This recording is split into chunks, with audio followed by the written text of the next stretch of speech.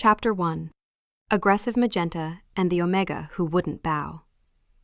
Tessa's job was simple: plan the wedding of the century.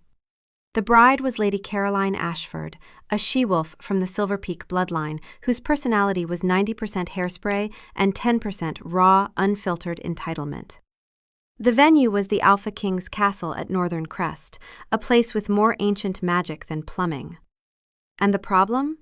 Well, the problems were numerous, but the immediate one was that Tessa Dubois, Omega, commoner, a wolf whose family crest was literally a question mark because no one had bothered to give them one, had just been handed a swatch of fabric so aggressively pink it felt like a personal assault.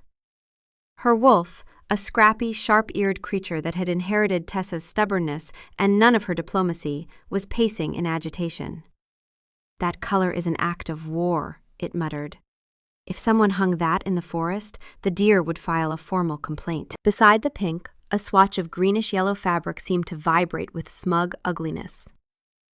Tessa took a slow, fortifying breath, the kind one takes before telling a toddler they cannot, in fact, have ice cream for breakfast, dinner, and lunch. "Lady Caroline," she began, her voice a marvel of professional calm. "While the boldness of this palette is undeniable, I wonder if we might explore something a little more, shall we say, timeless?" In her head, a tiny version of herself was screaming. "It looks like a highlighter pen had a tragic accident in a vat of Pepto-Bismol. My eyes are bleeding." Her wolf was in full agreement, adding, "If we shift right now and run, we could be 3 territories away by dinner. I've mapped the route. There's a nice river crossing at mile 4. Lady Caroline, whose platinum blonde hair was sculpted into a shape that defied both gravity and good taste, narrowed her ice-blue eyes. The air in the Grand Solar, which overlooked 1,000 acres of primeval forest, crackled with her displeasure. She was a high-born alpha female, and her dominance rolled off her in waves, designed to make lesser wolves fold like lawn chairs. Tessa's wolf bristled. "She's trying to press us down. Don't you dare lower your eyes. We didn't build a business from nothing to grovel over fabric." Tessa didn't lower her eyes. "Are you suggesting my taste is not timeless, Omega?" "Not Miss Dubois, not even Planner, just Omega." The word delivered with the precise inflection one might use for something stuck to my shoe. In the rigid hierarchy of shifter society, Omegas were the bottom rung, useful for menial tasks, invisible at best, contemptible at worst. An Omega running a business, giving opinions to a noble alpha female about her wedding? By the old guard standards, it was an abomination. Tessa's smile didn't waver. It was her primary defensive weapon, polished to a terrifying sheen over years of dealing with Bridezillas of every species and rank. She'd built Dubois and Company event architecture from nothing. No family connections, no pack backing, just sheer, grinding competence and an unhealthy relationship with caffeine. She'd planned 3 Luna ceremonies, 2 pack mergers, and a retirement gala for the Crimson Rock Alpha, and she'd done it all while wolves like Caroline looked straight through her. "Of course not, my lady. I'm merely suggesting that a color scheme this vibrant might detract from the main event." She paused, then delivered the kill shot. "You." Cheap but effective. Flattery was the universal currency. Caroline preened. "True, nothing should outshine me." Before she could continue, a deep voice cut through the tension, smooth as aged whiskey and twice as potent. "I find it rather garish."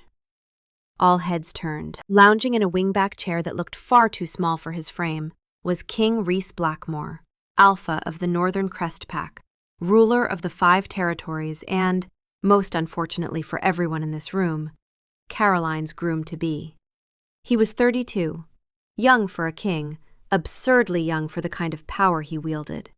He'd taken the throne at 25 after his father's death, and in 7 years he'd consolidated more territory, brokered more peace treaties, and terrified more rival alphas than kings twice his age. He hadn't said a word for the entire 45-minute consultation, content to brood magnificently into the middle distance, as if the concept of wedding planning existed in a dimension he couldn't be bothered to access. Tessa's heart did a nervous little tap dance against her ribs.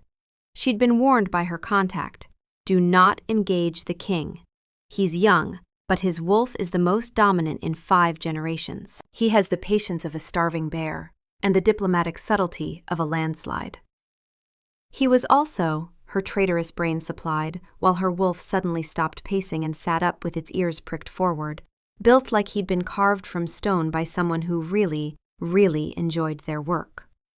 Sharp jaw, dark hair that fell carelessly across his forehead, and eyes that were a deep, burnished gold even in human form.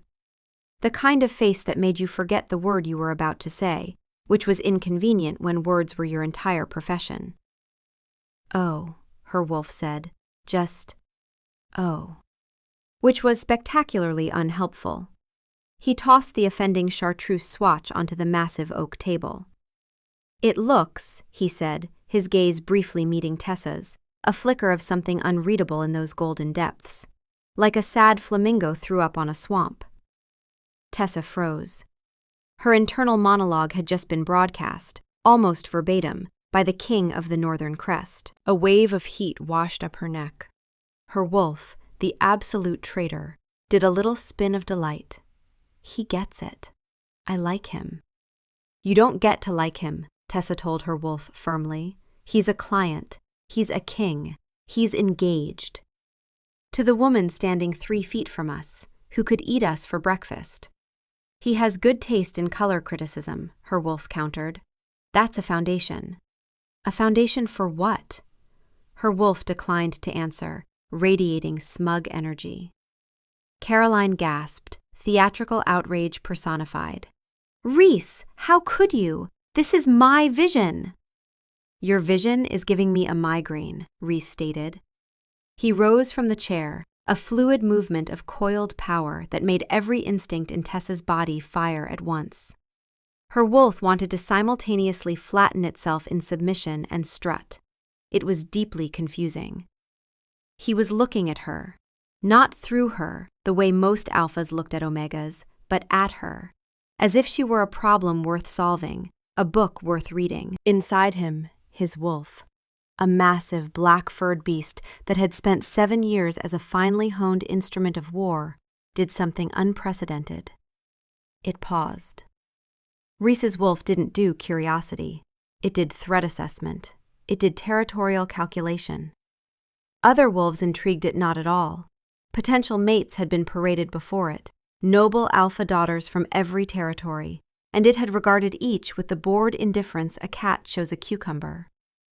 But this wolf, this small, sharp-eared wolf behind the Omega's careful smile, it was bristling at Caroline's dominance, and not folding.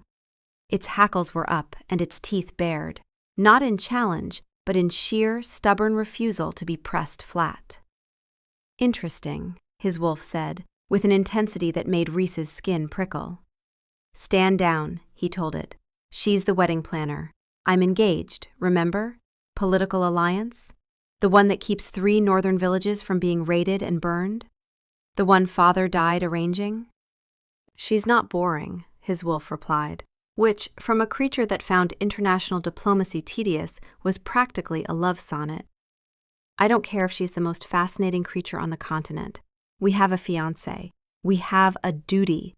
We have an arrangement," his wolf corrected, with more precision than Rhys was comfortable with.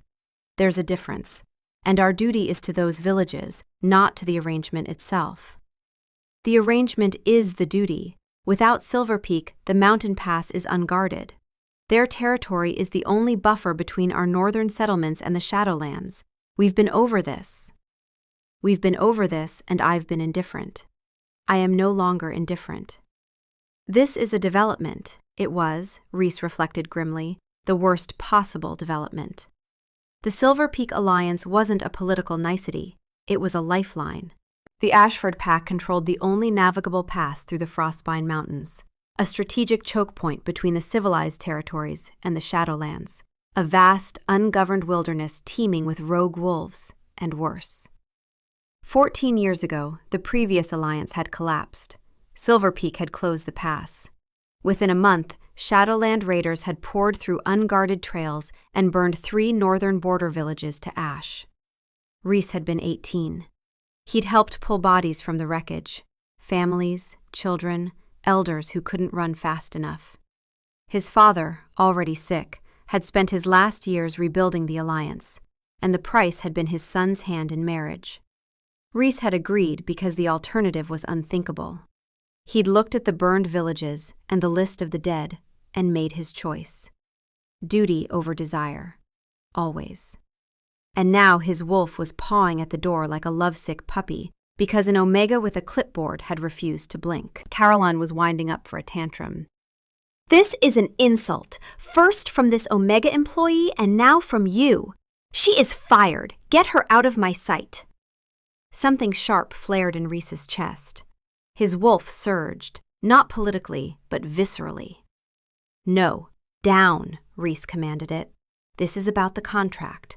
Her agreement is with the Crown. Caroline doesn't have the authority." Obviously. The contract. That's definitely why we're upset. He turned the full force of his alpha presence on Caroline.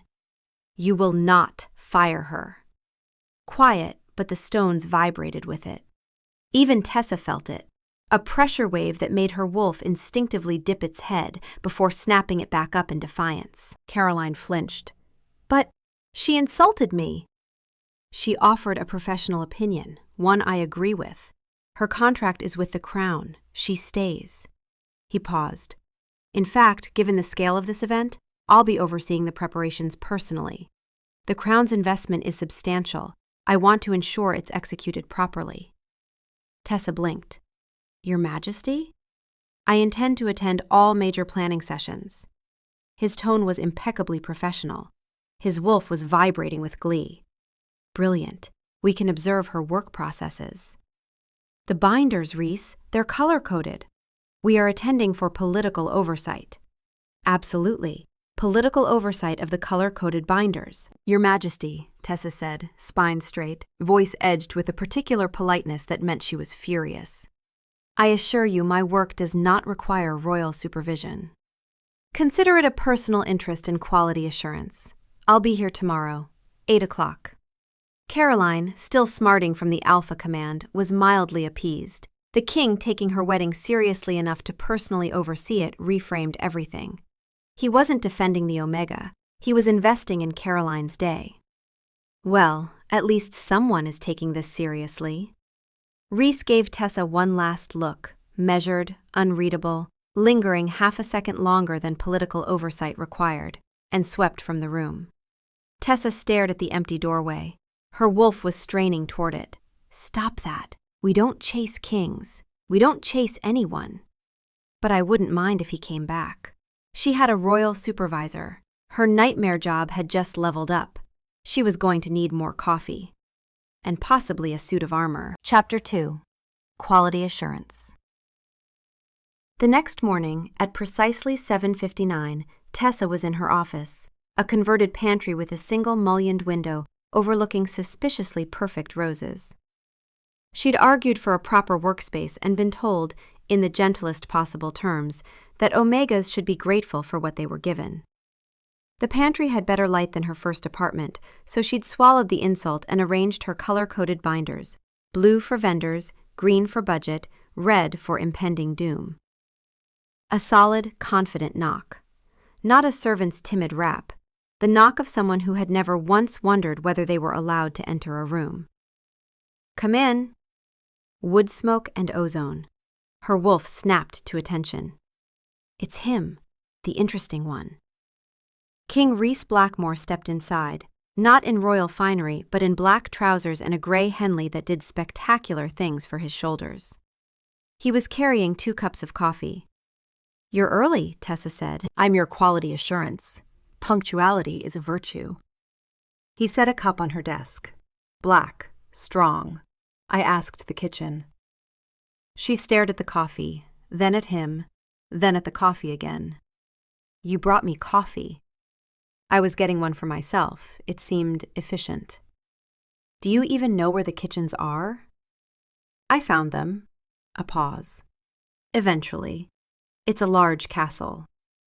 There was an incident with a broom closet that I'd prefer not to discuss.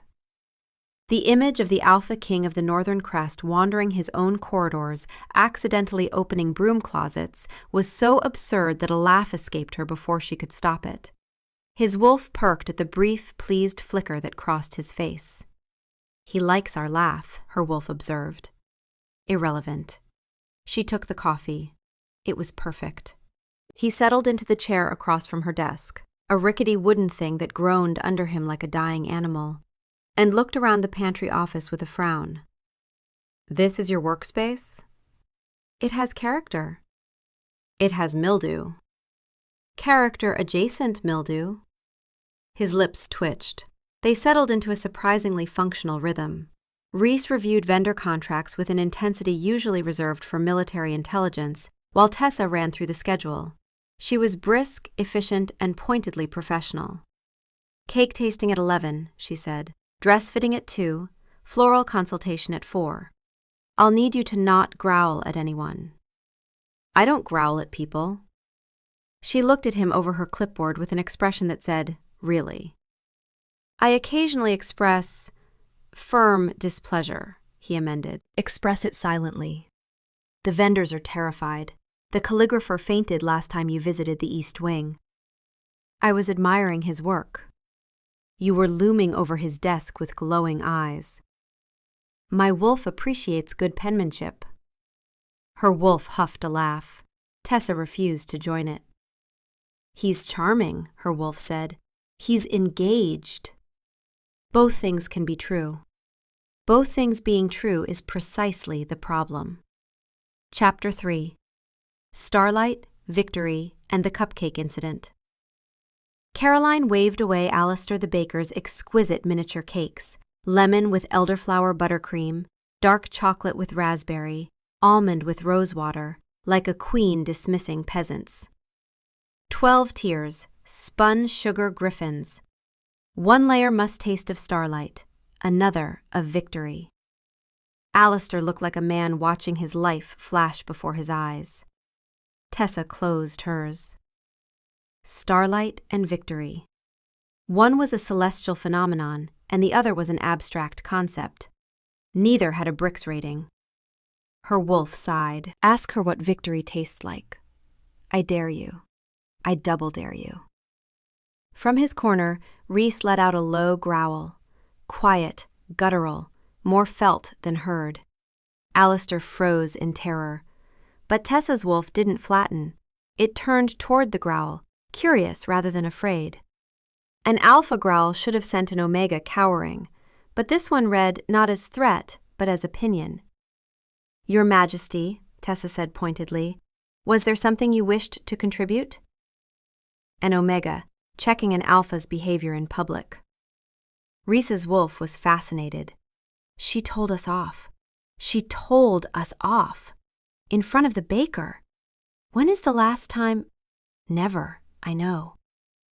"I was clearing my throat," Reese said smoothly. Tessa managed the crisis with surgical precision.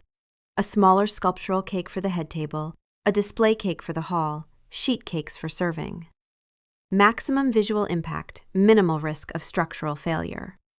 Nothing ruins a power statement quite like gravity. Caroline scowled. "A fake cake?" "You look like the kind of bride whose taste requires innovative solutions," Reese offered, stepping in. He picked up a lemon cake and took a bite. His eyes closed. A sound started in his chest. Low, rumbling. Utterly inappropriate for the most powerful alpha on the continent in a professional setting. He was purring. His wolf had completely lost the plot. This is sunshine in solid form. She chose this from a chart. What other data does she possess? Does she have charts for everything? Can we see the charts? It's cake. Pull yourself together. We are in public. We're having a moment. He opened his eyes and found Tessa staring at him with a mixture of fascination and the horror reserved for witnessing a car crash in slow motion. "This one is acceptable," he declared, putting the cake down. Later, Tessa turned to him.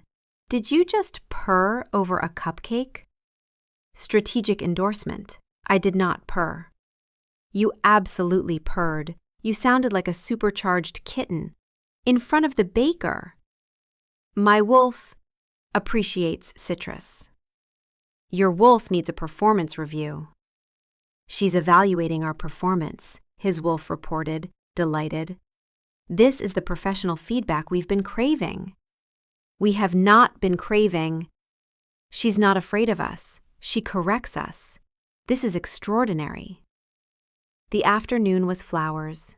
Caroline wanted moon orchids, extinct, mythological, said to bloom only on Shadowfang Peak under a blue moon. They're a myth, Caroline, Tessa said, like unicorns or affordable rent in the capital. My great-grandmother had them. Find them. She swept out. Tessa slumped in her chair. Reese pulled out a communication device. Gideon, scramble the Northern Guard, full climbing gear, Shadowfang Peak, moon orchids. A long pause. Then Gideon's voice, flat. You want me to deploy a military unit. For flowers. Is that a problem? Just confirming for the incident report, sire. Shall I also invade a small country while they're out? Might be more efficient. Just the flowers, Gideon. Reese clicked off. Tessa's jaw was on the floor. A military unit? For flowers? I take quality assurance very seriously. He deployed an army for our flowers, her wolf said dreamily. They're Caroline's flowers. Details, her wolf said, and curled up. Chapter 4. The Omega and the Alpha Female. The thing about Lady Caroline Ashford that no one bothered to see, because no one bothered to look, was that she was exhausted. Tessa noticed on the fourth day. It was during a meeting about table linens. Caroline had been her usual imperious self for 40 minutes, demanding, dismissive, changing her mind 3 times about thread count. And then, for just a moment, when she thought no one was watching, her shoulders dropped. The mask slipped. Underneath was a woman who looked like she hadn't slept properly in months. Tessa recognized that expression. She'd seen it in her own mirror during the Harlan aftermath. The particular weariness of performing strength when you're running on empty. After the meeting, as Caroline swept toward the door, Tessa said, Lady Caroline, a moment? Caroline turned, her expression already defaulting to disdain. What is it? The linen samples will be ready by Thursday, but I wanted to ask, is there anything about the planning process that's causing you unnecessary stress? Anything I can handle differently to make this easier for you? Caroline stared at her as if she'd started speaking in tongues. In the hierarchy of their world, this question was absurd. An Omega asking an Alpha female if she was okay? Offering to adjust for her? The natural order flowed one way. Caroline demanded, Tessa delivered. Caroline started, then caught herself. The mask snapped back. I'm perfectly fine. Just do your job.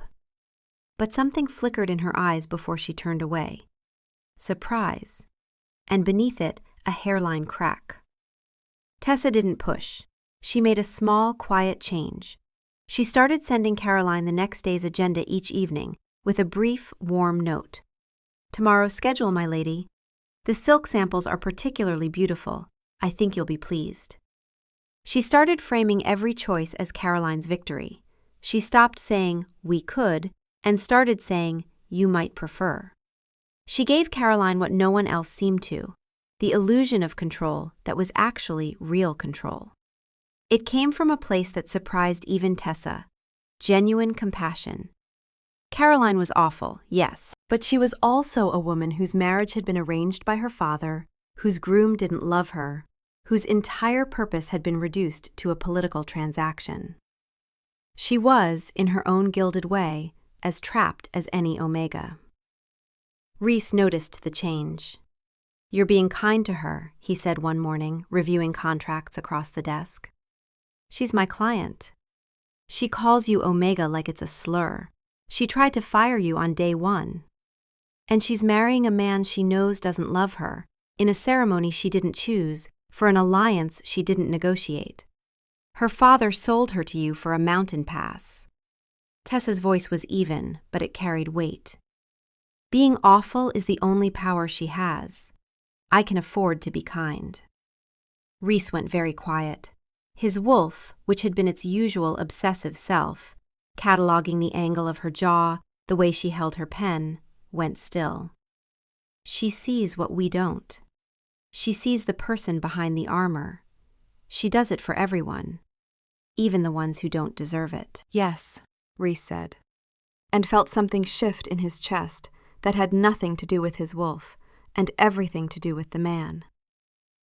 Over the following days, the small kindnesses accumulated. Tessa brought Caroline's favorite tea, white peony, which she'd asked the kitchen about, to morning meetings. She made sure Caroline's preferred chair was always positioned with the best light. She learned that Caroline secretly loved peonies but thought them too common for a royal wedding, so she worked them into a secondary arrangement for the private bridal suite where no one would judge. And Caroline, slowly, almost imperceptibly, began to thaw. She didn't stop being demanding. She didn't stop calling Tessa Omega. But the cruelty lost its edge. The demands became requests, still imperious, but missing the venom. Once, when Tessa resolved a crisis with the embroiderer at 2 a.m, Caroline said, "Adequate work, Omega."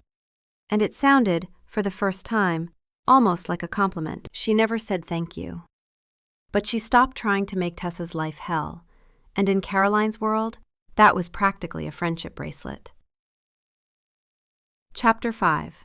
The Line She Drew. The proximity was becoming a problem. Over the first 2 weeks, Rhys attended every session. He was infuriatingly useful. Calligraphers cowed, suppliers suddenly discovering available stock, logistics resolved with a single royal phone call. But it wasn't his power that was the issue. It was the small things. When they leaned over seating charts, his arm would brush hers and a jolt of something bright would shoot through her. Her wolf would surge forward at the contact and retreat, embarrassed, like a dog that had just tried to shake hands with a cat. He smelled of wood smoke and winter air, and she found herself breathing deeper when he was near. She caught herself watching him, the way his brow furrowed over contracts, the way his mouth quirked at her dry remarks. He was collecting her laughs. She could tell. Every time she said something that made his eyes warm, his wolf pressed a little closer to the surface, and she could feel it, that vast presence, attending to her with quiet fascination. And he was engaged. To the woman whose wedding she was planning. She'd been here before. 3 years ago. Harlan Voss. Beta, minor noble, charming smile. 6 months of believing she'd been seen, truly seen, by someone from that world. Then his voice at a party, laughing with friends. She's useful, organized, and grateful for the attention. You know how Omegas are. Give them a scrap and they'll follow you anywhere. She'd walked out that night and hadn't looked back. But the lesson had calcified. You are a tool to them, never the point. The breaking point came during the seating chart. Crimson Rock and Silver Stream. 3 centuries of grudge over a stolen goat. Rhys suggested circular tables to break sightlines. Good idea. He leaned over her shoulder to point at the chart, his scent wrapping around her, his wolf's warmth pressing against her awareness like a hand flat against glass. She looked up. His face was inches from hers. Gold eyes, soft. Everything in her wanted to close the distance so badly it physically hurt. She stood up sharply, chair scraping stone. We need to talk about this. Rhys straightened. Something in his expression closed. Talk about what? This. She gestured between them. The way you look at me. The way your wolf. I can feel your wolf, Rhys. I'm an Omega, not an idiot. You don't attend cake tastings for quality assurance. You're here because your wolf won't let you stay away, and you need to stop. The words landed like stones. Tessa, you are engaged, she said, voice shaking, mask cracking, to another woman, whose wedding I am planning. And you come in here every morning with coffee, and you sit in that ridiculous chair, and you look at me like... She stopped, swallowed. You don't get to look at me like that while you're promised to someone else. Not to her, not to me. Either you're my client's fiancé, or you're the man who keeps finding reasons to stand too close. Pick one. Silence. Enormous. Reese looked at her and saw the wound underneath. Not just this situation, something older. Someone who had stood too close and looked too soft and turned out to be playing a game. His wolf went quiet. Not defeated. Ashamed. We pushed too close. We were selfish. He took a deliberate step back. The loss was a physical ache. "You're right," he said, voice rough. "I've been unfair. I'm sorry." She hadn't expected that. An apology without excuses. "I'll maintain professional distance. The sessions are genuinely useful, and I'd like to continue. But I'll keep my wolf under control. You have my word." He searched for the right word. "I would never want you to feel used." The specificity hit her like a fist. He didn't know about Harlan. He couldn't, but he'd found the exact wound. "Thank you," she whispered. He nodded and left. That night, Reese sat by the fire and reckoned with what he'd done. Not the apology, the weeks before it, the coffee, the lingering looks, the wolf he'd let lean toward her while another woman wore his ring. Caroline didn't love him. He didn't love Caroline. The match was political, a border security arrangement paid for with 2 lives. But it wasn't nothing. It was a promise tied to the safety of thousands. 3 villages had burned the last time this alliance failed. He'd helped pull bodies from the wreckage at 18. Children who couldn't run fast enough. An elder who'd died shielding 2 pups. His wolf offered uncomfortable clarity. The Omega deserved better from us. So does the alpha female. "I know," Reese said. He thought of Tessa's face when she'd said used, the way the words sounded in her mouth, worn smooth by repetition, like a stone she'd been carrying too long. "We will be better," his wolf said quietly. And for once, man and beast were in perfect, painful agreement. Chapter 6. Professional distance is the worst thing in the world. He kept his word. The change was immediate. Reese attended planning sessions with the rigid posture of a man defusing a bomb. No leaning over charts, no arm brushing, no coffee deliveries. He asked a servant to bring 2 cups instead, maintaining the supply while removing the intimacy. Polite, professional, controlled. His wolf clamped down so tight it felt like wearing a muzzle. It was horrible. For Tessa, it was worse, because she'd asked for this and gotten exactly what she wanted, and it turned out what she wanted was miserable. The banter evaporated. "Thank you, Your Majesty. That will be all. An excellent suggestion." Where there had been shared glances and dry asides, now there was careful formality. She missed him. Not the king, the man who'd gotten lost looking for his own kitchen, the man who purred at cake. She missed the way her wolf had leaned toward his, and she hated that she missed it.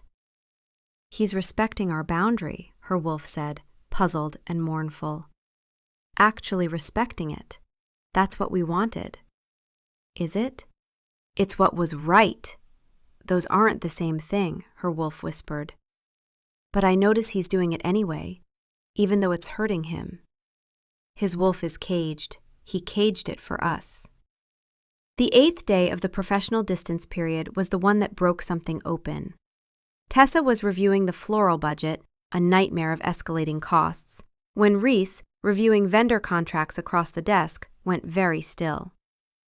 "Tessa," he said carefully, "this supplier contract for the table runners, Clause 14. She looked up. He slid the document across the desk, pointing to a paragraph buried in dense legalese. "This is a penalty clause," he said. "If you cancel for any reason at all, including force majeure, you owe them triple the deposit. It's predatory. And it's buried where most people wouldn't catch it." She grabbed the contract, read it twice. He was right. It would have cost her 3,000 gold pieces, a sum that could bankrupt her company. "How did you catch this?" she asked. I've been reading your contracts. He said it simply. All of them. I wanted to understand your systems. This one had language I've seen in bad faith trade agreements. He'd been studying her contracts, not to oversee her, to protect her business. Quietly, without telling her. Why didn't you just fix it? She asked. One word from the king and they'd tear up the clause. Because it's your company, he said. You should decide how to handle it. I just wanted to make sure you had the information. She stared at him across the desk. He looked back, steady, no warmth leaking through, maintaining the distance. But the action itself screamed louder than any look ever had. He'd found a problem. He'd brought it to her. He'd deferred to her judgment. The Alpha King of the Northern Crest had caught a clause that could ruin her and handed her the power to deal with it on her own terms. Harlan would never have done this, her wolf said. Harlan would have fixed it for us and then held it over our heads as proof of how much we needed him. The comparison was uninvited and devastating, and true. Thank you, Tessa said, and her voice was softer than she intended. Just doing my job, he said, and looked away. That night, Tessa lay in her guest suite and stared at the ceiling, and thought about the contract clause, and the way he'd said, it's your company, and the specific, quiet act of a powerful man choosing not to use his power on someone else's behalf. Because he understood that power wielded for you without your consent was still power wielded over you. He understands, her wolf said. He actually understands. Tessa pressed her face into the pillow and felt the Harlan wound pulse once, hard, and then, for the first time in 3 years, begin to loosen its grip. Chapter 7. The Viper Arrives. On the 9th day, Lucian came. The door to the pantry office burst open without a knock. A tall, handsome shifter with slicked-back dark hair and pale, cruel eyes filled the doorway. Everything about him, flashy clothes, predatory stance, the way he scanned the room, cataloging everyone by usefulness, radiated a specific brand of menace, the kind gift-wrapped in charm. His gaze found Reese, a sneer. The great Alpha King overseeing interior decoration. How the mighty have fallen. His nostrils flared, the sneer deepened. And with an omega, how quaint. Tessa's wolf bristled, not at the contempt but at something beneath it. A wrongness in his scent, sweetness over rot. This one is dangerous, and he enjoys it. Lucian, Reese's voice dropped every pretense. Pure Alpha King. Temperature plummeted. You weren't invited. Lucian laughed. Caroline's mother sent me. Family representative. Kin right of witness. An ancient provision allowing the bride's family to observe preparations. I'll be staying until the ceremony. He sauntered toward Tessa and leaned down to scent near her hair. In shifter culture, scenting someone without permission was a violation, an assertion of dominance, a claim. Tessa's wolf snarled. A common omega running a wedding. He turned to Reese. Is this your charity project? Every instinct in Reese screamed to tear the man apart. His wolf surged so violently his bones creaked. But this wasn't the time. Not with the kin right invoked. Not with the alliance fragile. Losing control would hand Lucian exactly the ammunition he wanted. Lord Lucian, Reese said, voice lethal. Miss Dubois is a contracted professional under the Crown's protection. Send her again and Kinright won't save you. Lucian straightened, shot Tessa a look of pure malice, and sauntered out. In the silence that followed, Tessa steadied herself. The scenting had made her wolf want to scrub its own fur off. Are you all right? Reese asked, voice rough. Fine. She wasn't, but she picked up her clipboard. Who is he, really? Reese hesitated, then sat down. The professional distance held, but the situation demanded honesty. Lucian Voss. Tessa's blood went cold. Voss? Distant relation to your Harlan, I'd imagine. Same pack. The Voss clan controls a minor territory south of the Ashfords. No strategic value, no real power. Lucian courted Caroline before our match was arranged. When her father chose me instead, a king outranks a minor alpha. Lucian was humiliated. So this is revenge? It's worse than revenge. It's strategy. Rhys's jaw tightened. Lucian doesn't want Caroline because he loves her. He wants Silver Peak.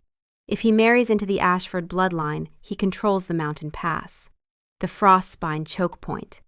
He goes from a nobody running a patch of scrubland to the most strategically important alpha on the continent overnight. Every pack that needs to move goods or troops through that pass would owe him tribute. Tessa's mind was already working, the planner in her, the systems thinker. And if the wedding falls apart? If Caroline is humiliated or feels neglected enough to break the engagement? Lucian swoops in as the sympathetic alternative, the loyal suitor who never stopped caring. Caroline's mother already favors him. He's been cultivating that relationship for years. If our match dissolves in disgrace, he'll have a proposal on the table before the ink is dry. So kinright of witness isn't about watching the wedding. It's about being in position to destroy it. Rhys looked at her with grim respect. You see it. I'm a planner, she said. I see patterns. Then you see why I can't afford to give him ammunition. Any sign that we... He caught himself. The professional distance. The line. Any sign that my attention has been elsewhere gives him exactly the narrative he needs. Tessa nodded, something heavy settling in her chest.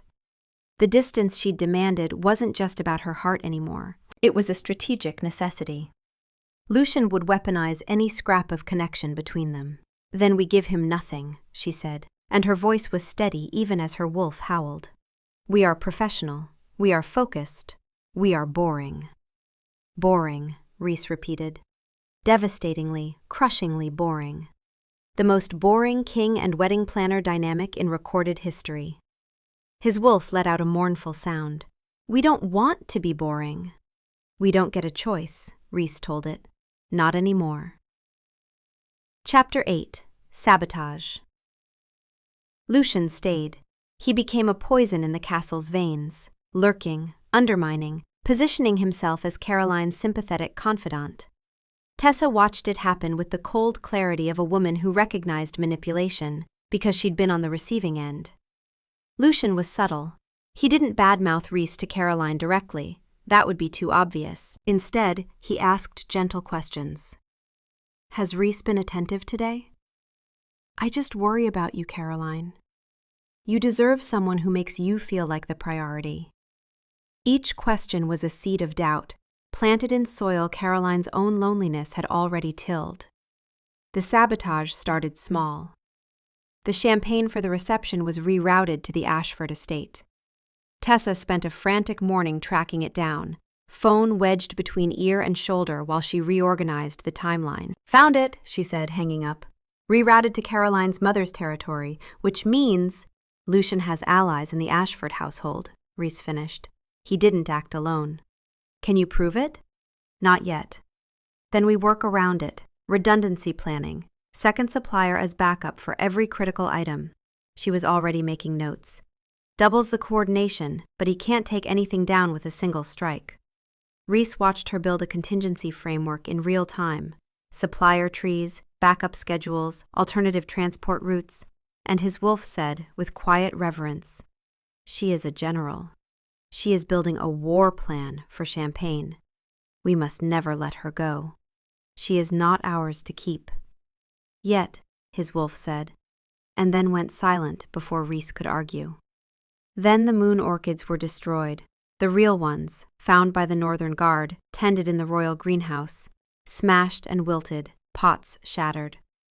A gardener confessed to overwatering and tripping. He couldn't meet Tessa's eyes. Caroline threw a tantrum in the great hall. You couldn't even keep flowers alive. This is what happens when you hire by budget instead of breeding. Tessa stood still and let it wash over her. Then she did something that surprised everyone. Lady Caroline, you're right to be upset. Those orchids were irreplaceable, and their loss is a blow to the vision you've been building.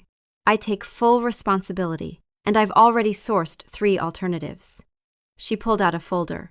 because of course she had a contingency folder for her contingency folders, and presented 3 options: starfire lilies, frost bloom roses, and at the bottom, a sketch of peonies interwoven with silver thread and tiny lights mimicking the moon orchid's glow. The third option uses peonies as the base. I know they're not traditional for a royal ceremony, but their softness combined with the silver work would be beautiful and unique, something no other bride has done. She was offering Caroline her secret, the flowers she knew Caroline loved but wouldn't admit to loving because they were too common. Caroline stared at the sketch. Something quick and vulnerable moved in her face. The third option. It's acceptable. Rhys, watching from the back, felt his chest constrict. She just took the blame for sabotage that wasn't her fault. She shielded the bride's dignity. And then she offered something personal, something kind. I know, Rhys said. We are in so much trouble. I know that, too. That evening, alone in the pantry office after Rhys had left, Tessa pinned her sabotage notes to the wall and stepped back. The champagne, the orchids, the calligrapher whose ink had been switched, the silk delivery that had arrived with a suspicious tear. She stared at the pattern, and then she saw it. Not random vandalism, not petty cruelty, strategy. Every act of sabotage targeted something visible, something that would make the wedding look chaotic to an outside observer. And every act was designed to land the blame on Tessa specifically. The champagne rerouting used her supplier contacts. The orchid destruction happened in a greenhouse only she and the garden staff had regular access to. The ink switch happened to the calligrapher she'd personally hired. He wasn't trying to ruin the wedding. He was trying to ruin her. And through her, Rhys. She sat down slowly, her wolf alert and bristling. If Tessa looked incompetent, Rhys's judgment in defending her looked foolish. If Rhys looked foolish, Caroline felt justified in her resentment. If Caroline felt justified, Lucian's sympathetic suitor routine gained traction. Every thread of sabotage led back to the same goal: isolate Caroline from Rhys, discredit the king, and position Lucian as the better option. It was elegant, in a sickening way. A planner's mind used for destruction instead of creation. "You're not after the wedding," she whispered to the empty room. "You're after the king, and I'm just the lever." She pulled out a fresh sheet and began building a timeline. Every incident, every access point, every suspicious movement, cross-referenced with castle security logs she'd quietly requested under the guise of vendor coordination scheduling. If Lucian was going to use her as a weapon, she was going to build a better one. She was, after all, very good at spreadsheets. When the string quartet came down with simultaneous food poisoning, Rhys secured the finest bard in 5 kingdoms. When the wedding favors vanished, Tessa sourced hand-carved wooden tokens and reframed them as rustic authenticity. Caroline adored them. They became a seamless team, not the charged partnership of the early days, but something forged in crisis. When Tessa identified a problem, Rhys provided the solution. When his temper flared, her calm steadied him. When she hit a wall, his resources broke through it. And through it all, they didn't touch, didn't linger, didn't cross the line. It was killing them both. But the stakes were no longer just personal. Lucian was watching, and every scrap of warmth between them was a weapon he could use. So they were boring. Devastatingly, crushingly boring. Tessa had never hated anything more. Chapter 9. The Truth in the Library. One night, after averting a disaster involving a flock of geese and the reception tent, almost certainly Lucian's work, though the geese were not available for comment, they found themselves in the castle library. The guest list lay forgotten on the table. Tessa was exhausted, ink on her cheek, hair escaping its bun. "We did it," she said. "Geese relocated, tent intact. The wedding might happen." "Because of you," Rhys said. "Every disaster, every tantrum, every act of sabotage. You just handle it." Tessa looked at him, firelight in his eyes, gold gone soft. Tessa, he said, and his voice was different, stripped bare. There's something I need to say. I'm not going to act on it. I gave you my word, but I need you to hear it, because what's coming next with Lucian is going to get ugly, and you need to understand where I stand. Her wolf went still. My wolf recognized you, that first day. Not a fated bond, I don't believe in fairy tales, just something that happened. My wolf has been a weapon for 7 years, efficient, cold. It has never once fixated on another wolf. And then you stood in that room and refused to fold under Caroline's dominance, and it woke up. He leaned forward, hands flat on the table, visible, not reaching. I'm telling you this because when I fight for you, and I will fight for you, it's not politics. It's not quality assurance. It's because you are the most remarkable person I've met. And my wolf will burn down everything I've built before it lets anyone hurt you. He sat back, and I can't do anything about it. His voice was rough as gravel. I won't. Not while I'm promised to Caroline. You know the history. 3 settlements were destroyed the last time the Silver Peak Alliance failed. I was 18. I helped pull bodies from the wreckage. Children, Tessa. Families. An elder who died shielding 2 pups with his body. His jaw tightened. I will not let that happen again because my wolf wants something it can't have. So I will sit in this library and tell you the truth, and then walk back to my rooms, and my wolf will howl all night, and tomorrow I'll come to the planning session and be professional, and it will be the hardest thing I've ever done. A smile that broke her heart. Harder than the border wars, harder than the coup. Those, at least, I could fight. Tessa stared at him. Her wolf was trembling, not fear, but the effort of staying still. He was in agony, and he was doing the right thing, and he was telling her the truth while doing it. No games, no manipulation. A man with his hands visible and his heart exposed, choosing honor over want, choosing the lives of strangers over his own happiness. Harlan would never, her wolf whispered. Harlan would have taken what he wanted and called us grateful. Her eyes burned. Thank you, she said, for telling me, for not, her voice caught, for keeping your word. And for the reason you're keeping it, the villages, the people. That's not just duty, Reese. That's love. A different kind, but it's love. Something in his face cracked. He nodded, and the silence that followed was vast and warm and full of everything they couldn't say. We should get back to the guest list, she whispered. Yes. Neither moved for a long time. Chapter 10. The Tribunal. Lucian's final play came 3 days before the wedding. He formally challenged the union before the Pack Council, invoking a tribunal. The great hall filled with tension. Ancient council members at the raised table, Lucian preening in velvet. Caroline beside him, imperious, not meeting Reese's eyes. But Tessa saw something she hadn't expected. Behind Caroline's composure, exhaustion. Not the casual kind, something bone deep. The weariness of a woman who had been watching more closely than anyone realized. Lucian rose. My case is simple. This union is a sham.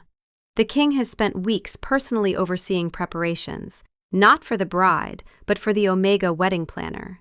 He sits in her pantry. He reviews her spreadsheets. He deploys military units at her suggestion. This is not a king honoring his alliance. This is a man besotted.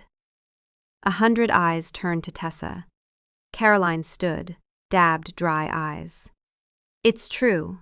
He has been cold and distant. Masterful, tragic bride.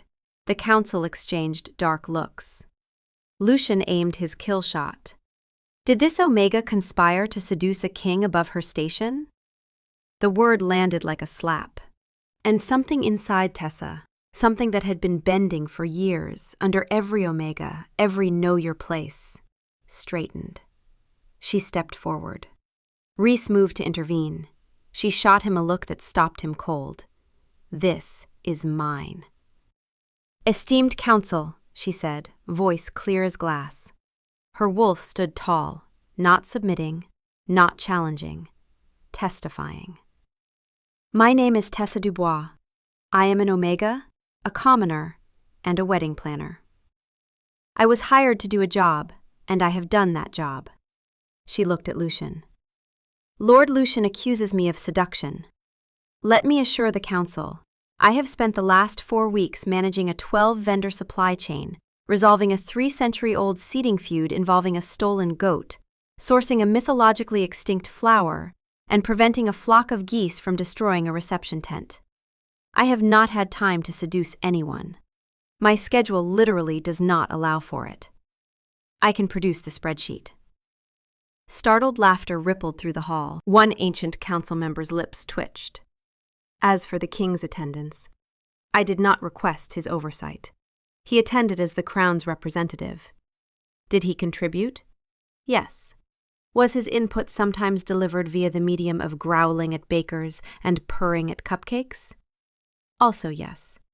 But at no point did the king cross a single line of professional conduct.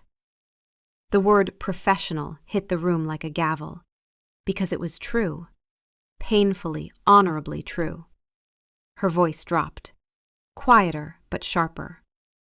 What I have observed, however, is something rather less professional. Systematic sabotage targeting the wedding. And I don't just mean random acts of vandalism. She looked directly at Lucian. His smirk flickered. I mean a coordinated campaign designed to discredit me, undermine the king's judgment, isolate Lady Caroline from her fiancé, and position Lord Lucian as the sympathetic alternative. Each act of sabotage was engineered to land the blame on my shoulders specifically. The champagne rerouted through my supplier contacts, the orchids destroyed in a greenhouse keyed to my access, the ink switched on a calligrapher I personally hired. The hall was utterly silent now. Lord Lucian doesn't want this wedding to fail because he cares about Lady Caroline's happiness. He wants it to fail because if he marries into the Silver Peak bloodline, he controls the Frostspine Mountain Pass. He goes from a minor alpha running a patch of scrubland to the gatekeeper of the most important trade route on the continent. Every pack that needs to move goods or soldiers through that choke point would owe him tribute. She pulled a document from her clipboard. I keep very detailed records, my lords. It's what Omegas are good at, being useful. She reclaimed the word like a weapon. Here is a timeline. Every act of sabotage, cross-referenced with Lord Lucian's access to the schedule, his movements logged by castle security, and his communications with Lady Ashford's mother, which were sent through the castle's own courier network. She paused. He used the royal post. That was sloppy. The eldest council member took the document, his ancient brow furrowed deep. Lucian snarled. An Omega accusing a lord. I dare, Tessa said, wolf in her voice, small and sharp and unbowed. Because the truth doesn't care about bloodlines. She placed the document on the council table and stepped back. Rhys was staring at her with something vast and helpless in his eyes. His wolf was making a sound she'd never heard, a low, resonant hum. Lucian pivoted, desperate. Regardless, the king's attention has been compromised. The alliance, Caroline said, standing, is a separate matter from the marriage, and the marriage is mine to end. Silence. Every head turned. She stood straight, pale but composed, the real woman emerging. I have spent 6 months planning a wedding to a man who does not love me, she said. That is not his fault. We both accepted this arrangement, but I have watched, these last weeks, more closely than anyone knows. She looked at Tessa, not at Rhys, at Tessa. I have watched this Omega work herself to exhaustion for a wedding she has no personal stake in. I have watched her take blame for sabotage that was not her fault.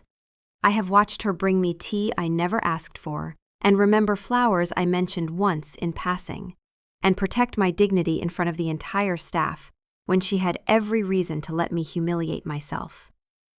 Her voice wavered, just once, on the word dignity. Then it steadied. And I have watched the king. I have watched him keep his distance.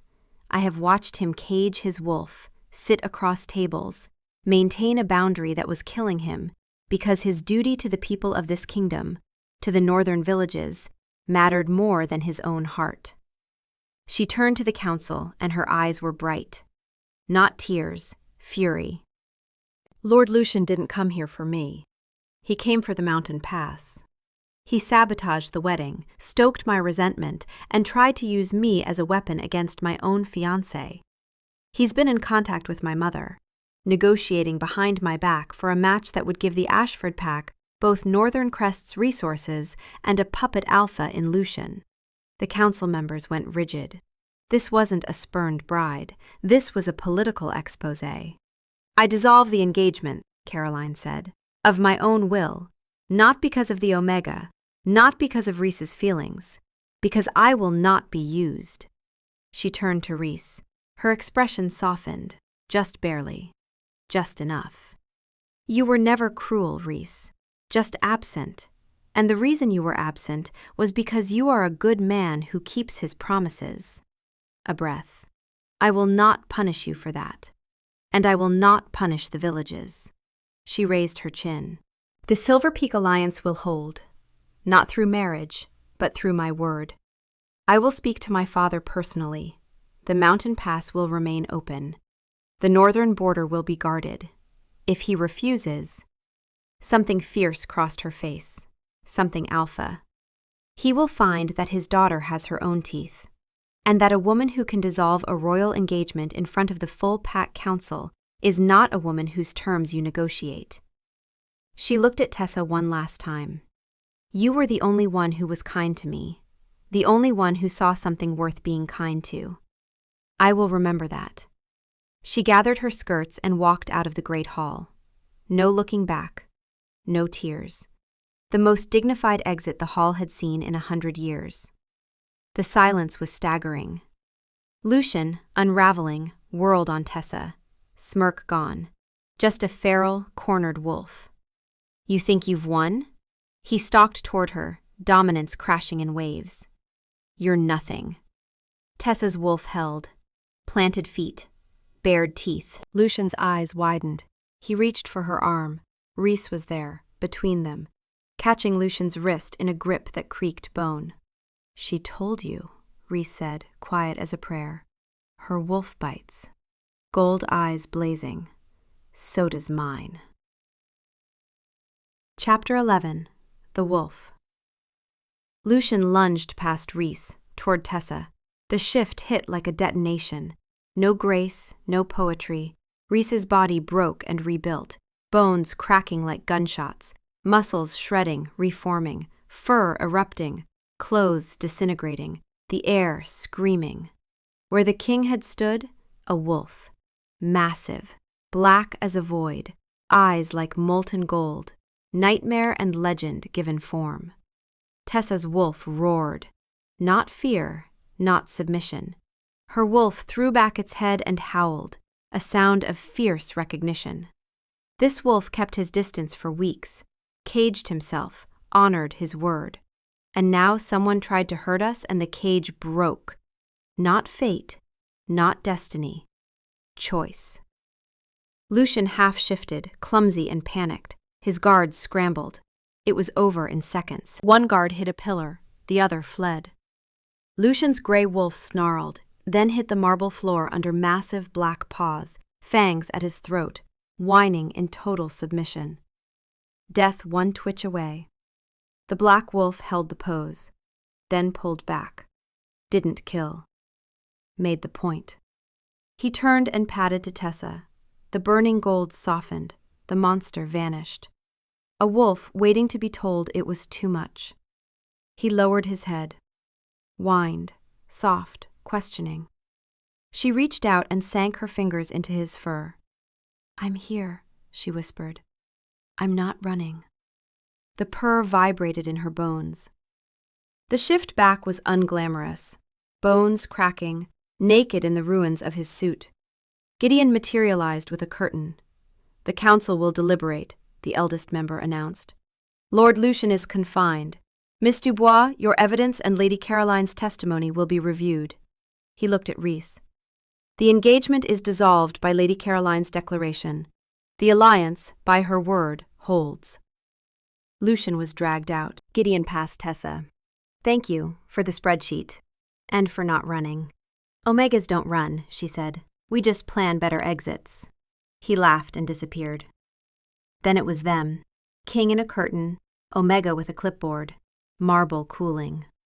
Tessa, not yet, she said, gentle, firm.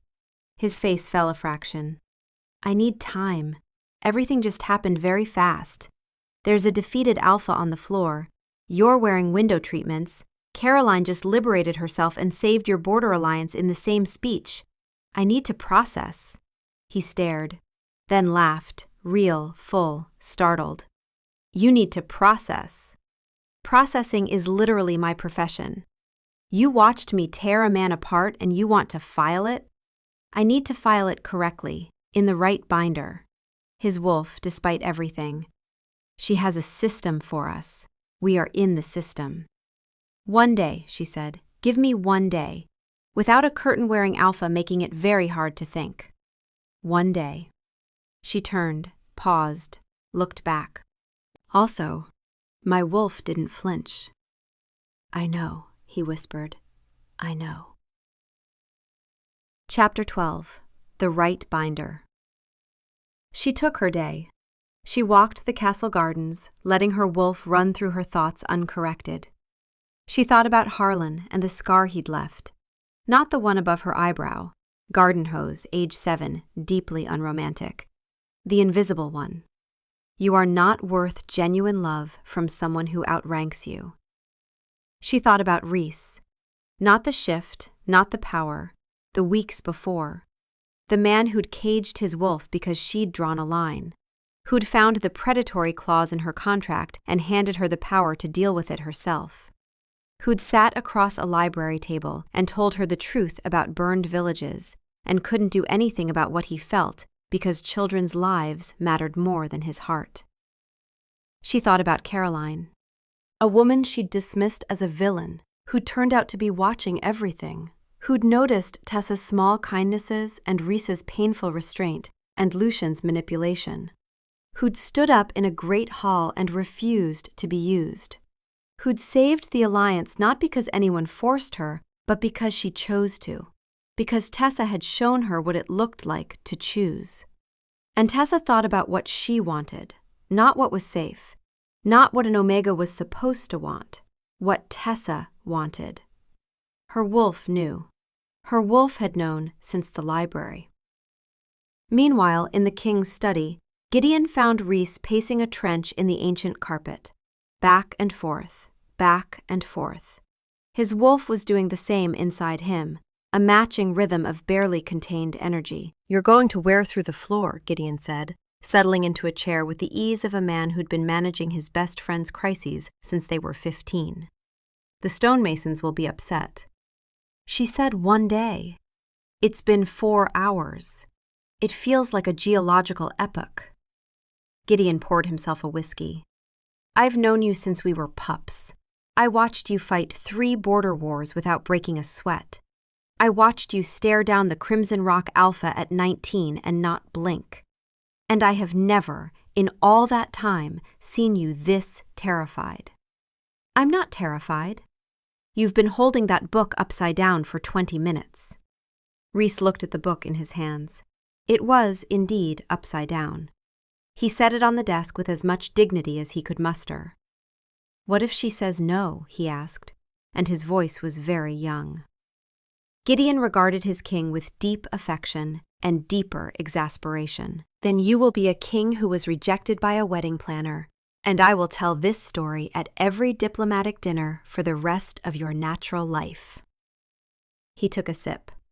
But she won't say no. How do you know? Because she touched your wolf. After watching you shift in a great hall and dismantle a man, she touched your fur. I've been around wolves my whole life, Rhys. That's not pity. That's not curiosity. That's an Omega who's made her choice and is just too stubborn to admit it without properly filing the paperwork first. Reese stared at him. "Go to sleep," Gideon said. "And for the love of the moon goddess, shower. You smell like anxiety and curtain fabric." The next morning, Tessa walked to the pantry office and found Reese sitting on the stone floor outside her door. Dark circles, rumpled clothes, 2 cups of coffee. "You're early," she said. "Punctuality is a virtue." He looked up at her, the alpha king of the northern crest, sitting on cold stone outside a converted pantry, holding coffee, looking at her with gold eyes full of hope and terror in equal measure, and she felt her wolf lean forward one final time. Not involuntary, not embarrassing. Certain. "Get up, you look ridiculous." He scrambled to his feet. She took the coffee. Perfect. Black. Strong. "I've processed." And? Carefully neutral. His wolf was not. "Conditions." "Name them." "No pretending. If we do this, we do it honestly. You don't get to be quality assurance, and I don't get to pretend I'm just a contractor." "Done." "We go slow. I have trust issues the size of your territory, and your wolf has the emotional regulation of a golden retriever on espresso." His wolf preened. Golden retriever. Loyal. Enthusiastic. "Excellent. I can do slow." "Can you? You deployed a military unit for flowers after knowing me a week." "That was, if you say quality assurance, I will hit you with this clipboard." He grinned. She grinned. And the wall, the one she'd built and he'd respected and they'd both hated, came down. Not with a crash, with a breath. He reached out and took her hand. Warm, steady. No lightning bolt, just 2 wolves choosing. "So what now?" "Now you help me write a very awkward cancellation letter to 200 guests. Then we figure out the diplomatic restructuring to support Caroline's alliance pledge. And then—" She stepped closer. His breath caught. "You can kiss me, if you want." His wolf lost all composure. "Now? Is it now?" "I want," Reese said, rough. "I have wanted to since you told Caroline her colors look like a sick flamingo." Sad flamingo. "You were right either way." He cupped her face, gently, carefully, as if she were something precious and he couldn't believe she was letting him, and kissed her. Slow, deliberate. A kiss that said, "I waited," that tasted of cold air and perfect coffee, and the sharp, sweet ache of something held back too long. His wolf pressed toward hers through their shared skin, and hers pressed back. Small against vast, fierce against gentle, and the sound they made together was not a howl or a purr, but something quieter. Something that sounded like home. When they broke apart, forehead to forehead, both trembling. "Worth the wait?" she whispered. "Worth everything. Worth the curtain. Worth Gideon's jokes for the rest of my life. Worth the goat feud." She laughed, bright, clear, and his wolf filed it under most important sound in the world, right next to the color-coded binder system and the way she says, "Your Majesty," when she's annoyed. "I should warn you, my wolf is going to be insufferable about this." "So is mine." "Good, they can be insufferable together." Outside the window, the roses bloomed. Somewhere in the castle, Gideon opened an expensive bottle he'd been saving, poured a glass, and toasted the empty room. About damn time. Epilogue. The Right Colors. 6 months later, the Grand Solar looked different. Same stones, same windows, same forest. But the swatches on the table were deep sapphire, silver, and cream. Her wedding. Still surreal. Reese scowled at calligraphy samples. "The flourished script is flimsy. The serif has authority. We're inviting people to a party, not sentencing them. My alpha command should work on fonts." It absolutely should not. Life at the castle was a chaotic, wonderful adjustment. Tessa had reorganized the ancient bureaucracy with a zeal that terrified the old guard and delighted Gideon, who found his workload halved. She'd discovered that Reese was hopelessly disorganized, treaties tucked inside gardening books, priceless maps used as coasters. Her binders were legend. The pack had accepted her, not all at once. Noble families muttered about an Omega Luna. Tessa handled it the way she handled everything: patience, competence, and the occasional surgical compliment. Reese made clear, in his quiet way, that it was not a discussion. The Silver Peak alliance held. Caroline had been true to her word. She'd confronted her father, and the confrontation had apparently been spectacular. He'd refused at first. She told him she would publicly renounce the Ashford name and take her mother's pack to arbitration over the Kinwright manipulation. He'd capitulated within the hour. The mountain pass remained open under a new trade agreement that Tessa, to everyone's surprise and no one's more than Reese's, had helped draft. She restructured the tariff framework in 3 days, Reese had told Gideon, his wolf practically levitating. She used a color-coded spreadsheet. I am going to marry this woman immediately. You already proposed. I'll propose again, multiple times, I don't care, Caroline had written, 3 months after leaving. A short letter. Dubois. I've started a vineyard. My mother is appalled. My father has come around. The peonies you planted in the bridal suite were the most beautiful thing at that wretched wedding that never was. I took a cutting. They're growing in my garden.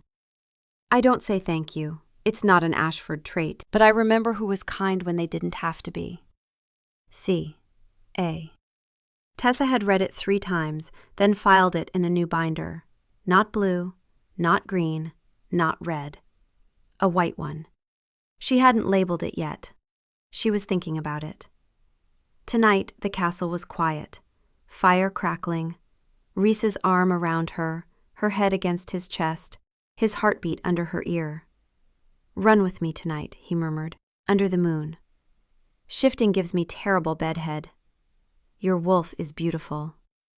My wolf is the size of a large house cat compared to yours. We look perfect. She tilted up, firelight and gold eyes, soft in a way she still wasn't used to. He kissed her, slow, unhurried. Chamomile and certainty. Weeks of restraint and the sweeter reward of patience. Her wolf pressed against his, and his pressed back. Vast and gentle, the warrior at rest. Forehead to forehead. You're sure? As he had 12 times, 100, because the man who commanded armies still couldn't believe she'd chosen him. I have a spreadsheet, color-coded, cross-referenced. The data is conclusive.